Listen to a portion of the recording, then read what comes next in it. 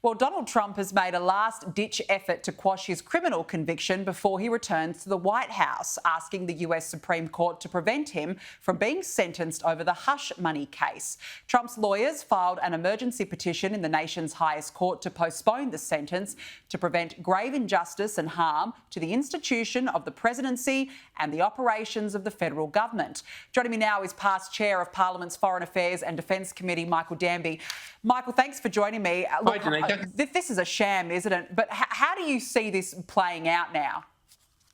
Well, I can't imagine if he does get it in front of the Supreme Court that they will back up that New York judge. This hush money case was considered by all of the academic lawyers to be the weakest of all of the lawfare against Trump.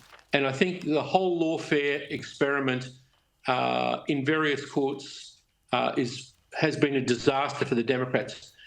I'm sure James Carville would agree with me. Get back and discuss politics. Leave the guy alone. Try and get out of this court conviction. That criminal picture of him looking as a suspect only helps him. So it would be much better if the United States got back to discussing normal politics, normal discussions between people who have sensible differences of opinion, and drop all of this lawfare. Absolutely. It's not going to change the outcome of the election in the end. The people wanted Donald Trump and that's what they got. So enough is enough. Now, look, the US Department of Defence has added Chinese battery manufacturing giant Contemporary Amperex technology to its list of companies linked to China's military. Now, it's currently the world's largest electric vehicle manufacturer, controlling 37% of the world's battery market. Michael, I mean, that's a worry here for Australia. How do we know that this isn't happening here? What do we know about these batteries that are apparently going to save Australia? How do you think this could impact us? Well, these batteries are used in electric vehicles here in Australia, and some of the importers are quite understandably concerned, like people are in the United States who use these batteries in the big firms, Tesla, BMW, Ford, Volkswagen. Have to remember that Australia started the international concern with the Chinese telco giant Huawei. It was described by The Economist as the company that spooked the world. It had the same problem that this Chinese battery company has. Every company in Beijing has to have a committee that supervises the commercial operations of the company with a cell of the Chinese Communist Party. Now, you can't make international commercial success or free international trade when you're competing with a secret communist cell at the top of every Chinese company. And the US military is obviously concerned with this. I don't suspect with Elon Musk being there at Tesla that he mightn't get a waiver for these batteries if they're going to be used in his cars in the States. But Trump has gone a bit soft on TikTok, for instance, so you never know what will happen. But it's a consistent problem across the spectrum, Danica, with Beijing having politics control commerce. No, absolutely.